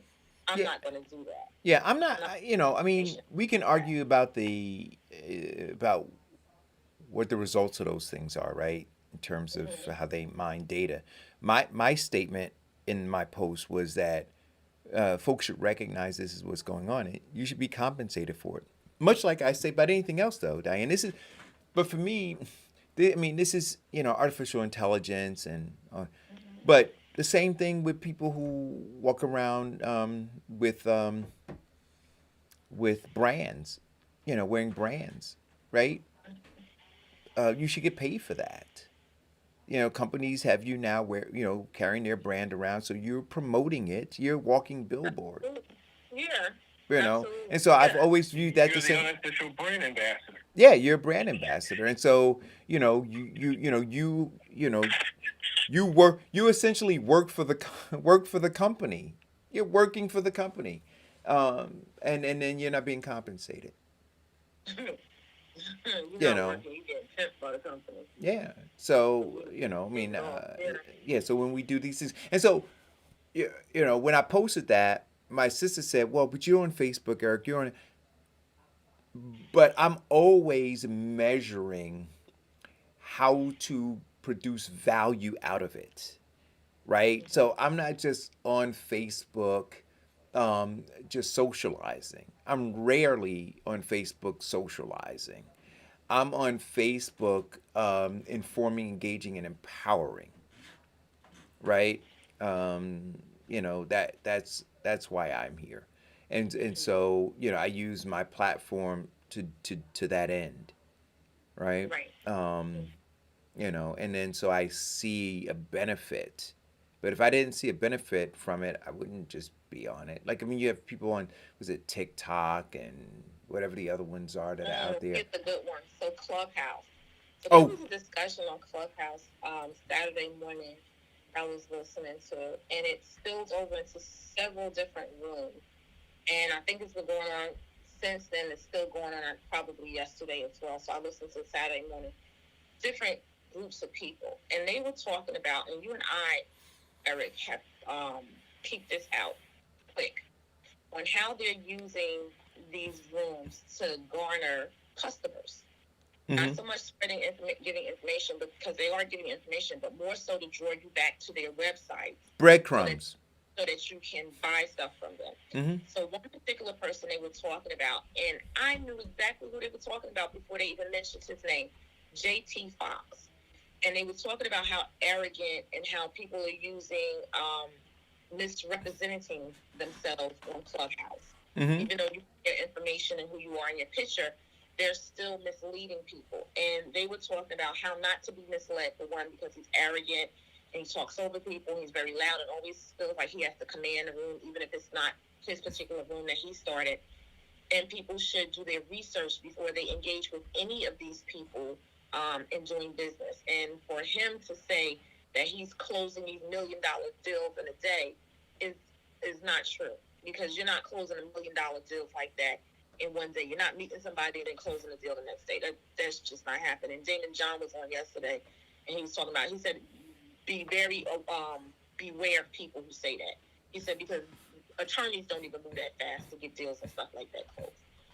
But what they were saying was how people were following this guy, and we talked about it. He had thousands of followers. Then mind you, probably hasn't been on there longer than maybe a month. They probably got 60, 70,000 followers. And basically just were scamming people. So this particular guy, JT Fox, and if you look it up, and I'm going to put it in the feed, he is has been sanctioned by the SEC and some other acronyms for misleading and selling stuff, or trying to sell stuff to people that products did not come through and or services were not provided. Right. So remember I called you up, Diane, after I was on Clubhouse. I haven't been back on since. Oh, and they put him in a clubhouse jail. So they basically suspended him. People are pushing to have him put off. But yeah, go ahead. Right, but remember when I had my epiphany about Clubhouse? I haven't been back on since. And my epiphany was that you had and I'm questioning whether or not the developers of Clubhouse are in on it, right? Because the developer JT used to have the developers in his room, right, talking about Clubhouse. And so you figure when you create an app, you have to create buzz, right? And then apps show their value through downloads. And then those downloads become tradable on the open market when you're trying to get investors, right? So investors say, well, how many downloads do you have? Right. And then they say, well, we have this number of downloads. And then so now the investor is looking and trying to figure out how to monetize it. Remember, you and I were talking about how to monetize too, right? And so their rush is to get downloads. And so the best way to get downloads is to bring in very charismatic people, right, who can host rooms that drive interest, that bring in more people that download it, and then so they make it such that I can invite people, I can tag people, let them know to go listen to this group, right? Everybody's hungry and thirsty for knowledge and information, right? Especially and vulnerable, especially entrepreneurs, right? Trying to figure it out. And so in this climate, they have created the perfect storm, right? And so now, everybody's going in and nobody's doing any research, right? Everybody's just going, oh man, guess who's in here? And they're talking about this and they're talking about how you can do this thing, right? And so they're given information. None of it is proprietary. All of it is information you can go and read if you were intellectually curious. But it's easier to go and listen to somebody than to go and read a 300-page book. Right? So now you choose, okay, I'm going to go and sit in this room and I'm going to listen. Oh my God, that makes sense. Let me go invite my 5 friends or 10 friends. And now what they tell you in the room is, hey, follow me. Right? Follow me and tell your friends to follow me. Right? Because follow. What they're going to do with those numbers, Eric? They're going to add those numbers to their bottom line and say, look, I have all of these people, and they're going to leverage that to get whatever it is that they're trying to get, whether it's a loan or more, whatever it is. That's right. Go ahead. That's absolutely right. And so now they get you to follow them for some breadcrumbs, right, that they dropped. And then it just starts to grow exponentially, right? Because everybody's saying follow them, follow them, follow them. You're tagging your friends, right? You've got a Clubhouse connected to your contacts in your phone. Right? And in the end, if you look closely enough, don't take Eric's word for it. In those rooms where you have the people with the 80,000 followers that they acquired in like a month or two, right? They're the same 12 people or 15 people or 20 people curated that bounce from room to room to room. And they bring each other on stage. And they cross-pollinate their audiences to grow their individual audiences exponentially. Be careful, So I've off-ramped from Clubhouse. Oh, poor Jake. Now we got him on it. No, no. Eric has left the island. I have left the. See, because understand this. Here's the biggest thing about the Matrix. You unplugged from another matrix. But understand the lure of the Matrix. At the table, what did he say to him? He said, "Don't you wanna?" He said, "Don't you wanna be essentially? Don't you wanna be somebody important? Don't you wanna eat this slop and believe that it's steak? Don't you want these things, right?" And so it is the want of those things, Vincent. Thank you. Get your phone. Get your phone. It is the want of those things that pushes you, or pulls you rather, to plug yourself back into the Matrix. Because you're like, oh, this is so easy. Oh, this is so cool. Oh, you know what? There's some people on Clubhouse who think I'm important. There's some people on whatever, or on Facebook, right? You know, I got X number of likes when I posted this thing. Even though it's something that was nonsensical, right? That was counterproductive, right? You were more focused on getting the likes, right? Because you know if you posted something that was controversial but true, maybe you wouldn't get the likes. And so you sacrifice yourself for importance, right? So, yeah. So that's the deal with me in Clubhouse. Out. However, it's an imaginary importance. It is. You get a nice little dose of your vanity or that ego soothed because you've got thousands of likes. And in your imaginary world, you are now important. Period.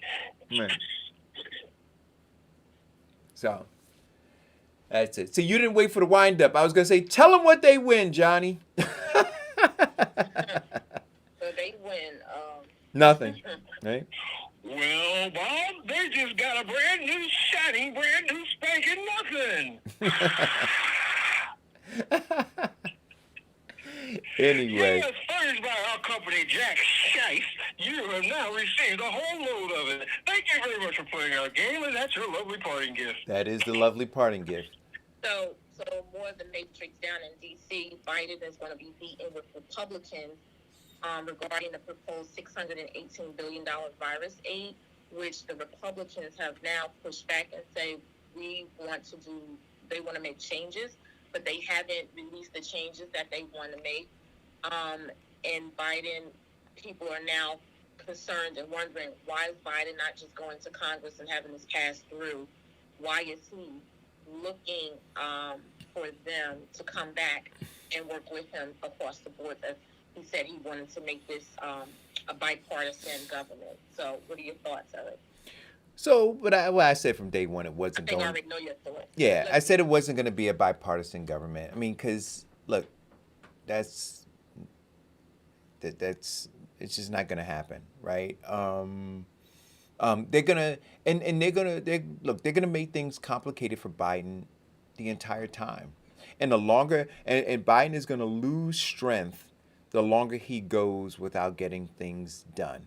So Jody asked a question before about Biden and these executive orders. So understand, Biden realizes that in his 100 days, he's going to have to be able to talk about things he got done, right? Real or not real, he's going to have to be able to talk about those. This is what I did. And the Republicans, so the first race, or the first leg of this race for 2024, because that's what look, let us make no mistake, Diane. Everything that's happening right now is about the 2024 election, right?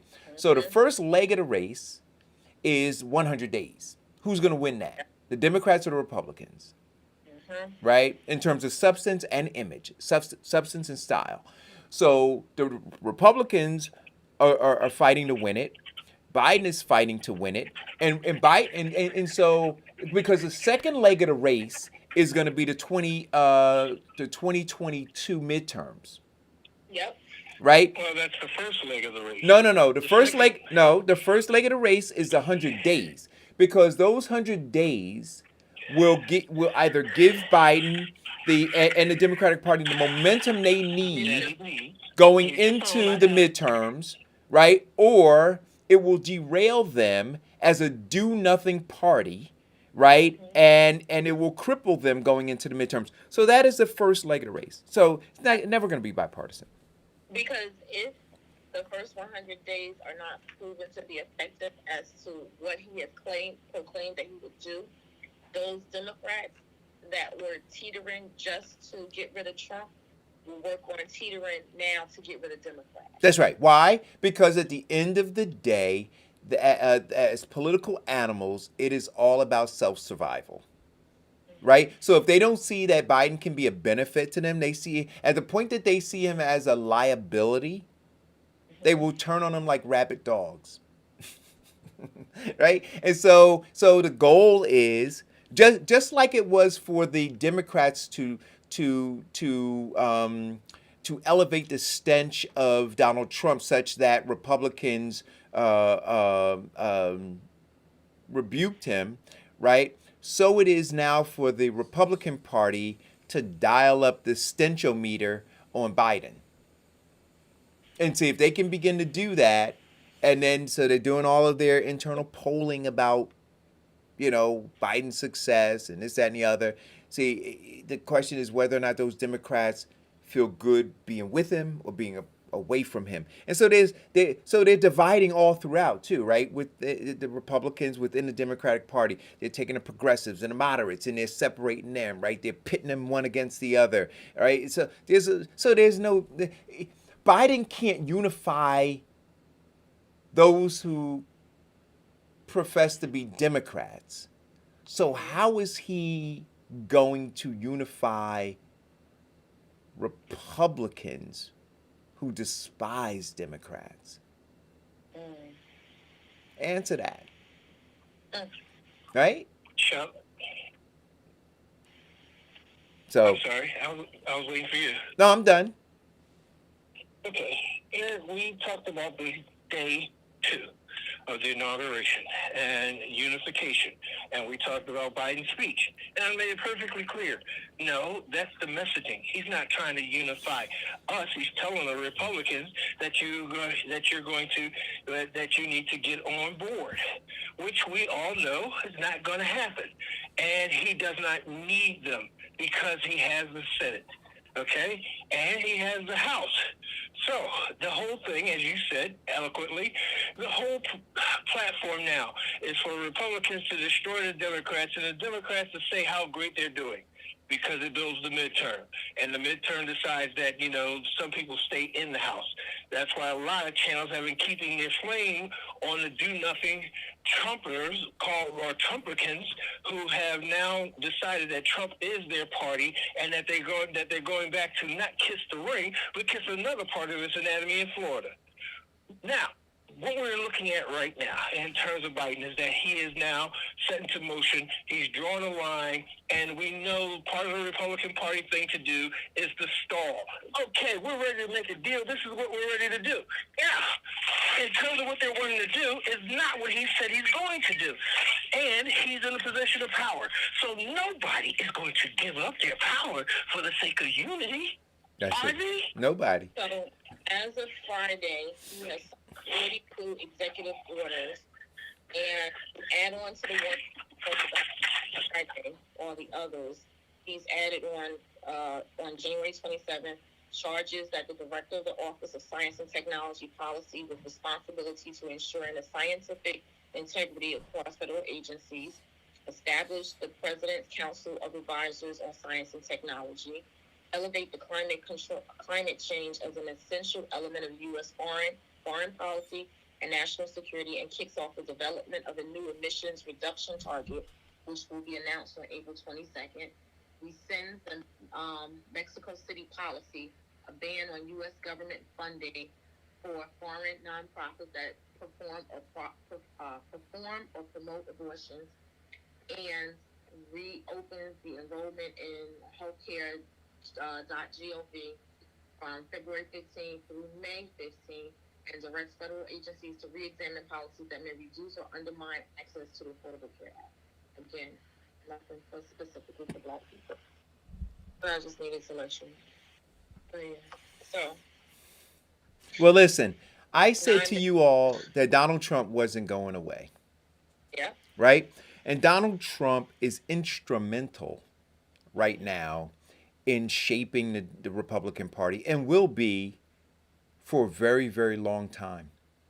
Absolutely. And he will be primarily because in terms of those Republicans running for the House in 2 years, they don't want to be primaried.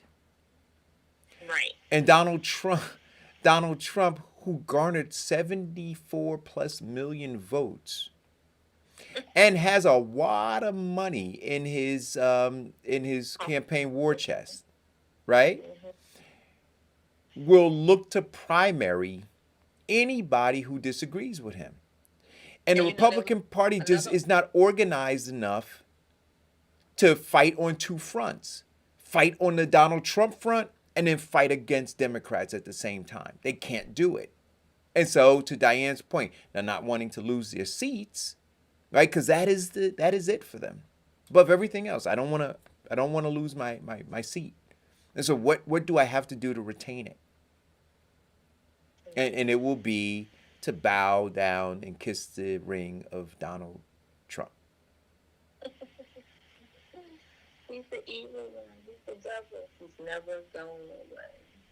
Right? So, there's the fight. There's the fight. And they have like them or not, like the ideology or not, they have a fearless leader. Mm-hmm. And they like that in him. What we got? Here's what we see.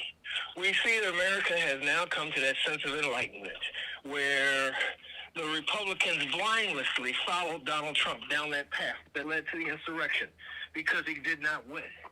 And we're looking at now, there is a great deal of people who have changed parties from Republican to Democrat. So the fear that they have of Donald Trump is false because more and more he's diminishing. Yeah, people still like that little crazy bull crap he says, but people have now come to realize how totally dangerous he is. Now, what people are, and what you're looking at, is a great deal of weak Republicans who cannot do anything unless they have this kook at their coattail. And if you're that weak to think that a man who was defeated for the presidential election can help you with your re-election, then you're dumber than a politician than I thought. No, they're not. No, they're not. He's already pointed out, and the Republican Party has already pointed out 11 people that they said that have already sided with Democrats that they're primarying, all 11 of them. They're getting rid of him. So he has not reduced his power. They are following him because they understand that this is going to be, and Biden is, and this is the other thing, Biden has already said he's not running for re-election. He is a one-term president. One term. And they know this. So if he does not do what he said he was going to do in his 100 days or any day after that, he's going to now destroy the Democratic Party. The Republican Party will be intact. They're still going to follow Trump, whether he's in office or not. Well, let me say this. When you say the Republican Party is going to be intact, the Republican Party as it once was no longer exists, right? Oh no. So, this is a new Republican right, this Party. is a new, right, this is the Trump Republican Party. Right. Yeah. So you have a civil war within the Republican Party, no doubt. But what I'm saying at the end of the day, you still have an R and you have a D, right? Republican and Democrat. And so even with the Republicans who are siding with the Democrats, those Republicans are going to compete with those Democrats in an election if they make it past the primary. So I want you to understand. So how does that work, right? So I want you to understand this. So the science of this is Vincent's a Republican. I'm a Democrat. I go inside. Vincent comes and sides with me to get rid of Donald Trump, knowing that I'm gonna, if he wins the primary for his party, that I'm gonna run against him in the general election. Right? So you weaken your position by siding with me, right? Giving, because you siding with me says to your constituents that I'm right, right? And you want to come over on this side. But then you want to go and the message becomes confusing, and and the journey becomes more difficult for Republicans to be able to win. So I think that I don't see it. I see as this thing shapes up over the next. So a lot is going to be told over the 100 days, right? Whether Biden has the leverage, right? To be able to through deeds to be able to sway the majority of Americans, right? Such that Republicans feel comfortable enough to be able to shed Donald Trump and adorn, a relationship with Joe Biden. Okay, so 3 minutes left. Tell us about, give us a synopsis of the book. Remind people February 11th. Since You want the synopsis of the book? We're screwed. We're screwed. We're screwed. That's the synopsis of the book. Like, just read it. What I'm gonna do for Black History Month, right, is every day I'm gonna post something from the Willie Lynch letter and the making of a slave. And then that, I tell you that this book and maybe one other book is really all you need to put you on the right track. So, yeah, in terms of this book, all I would say, Diane, is we need to change our language, and the more you guys read it, the more you'll understand that we need to change the language. I mean, think about it. Black people still do refer to themselves as niggas, right? Which is sad. But for those of us who are conscious enough to understand the danger in that, right? We don't, because we understood that, the origins of it. Once we understand the origins of some of this other language and the danger of it, we'll stop using it, right? So as you read the book, it'll reveal itself to you. So. Maybe for Black History Month, Biden was waiting to come out and give us reparations this month. Maybe that's what it is. We're waiting. We're still within those first 100 days. Maybe that's what it is. Wouldn't that be something? Hey, listen. So in this case, you say, won't he do it? We'll wait and see. We'll wait and see. Anyway, guys, listen, stay. Oh, I want to say this. Diane, thanks for the contact for the shoveling people. They say I live too far away from them, so I got to find somebody. But if you guys are going to go out and shovel, and Vincent, this goes for you too. I know you got a snow plow. Still be careful. Take a lot of intermittent breaks because heavy snow could be taxing on your heart, right? A lot of heart attacks occur during snowstorms because, people underestimate the vigor required in shoveling, right? So please, everybody, be careful and be safe. Thanks for tuning in. And tomorrow we'll have DiGiovanni Day. Well, I know tomorrow's. Oh yeah. Oh wait, we may have it. She may have lost her voice again. I heard. Yeah, she has sign language. All she has to do is shut up for 2 hours or 12 hours. All right, we'll see. Thank you guys for tuning in. Stay safe. I love you all. Careful, it's slippery out there. Don't drive.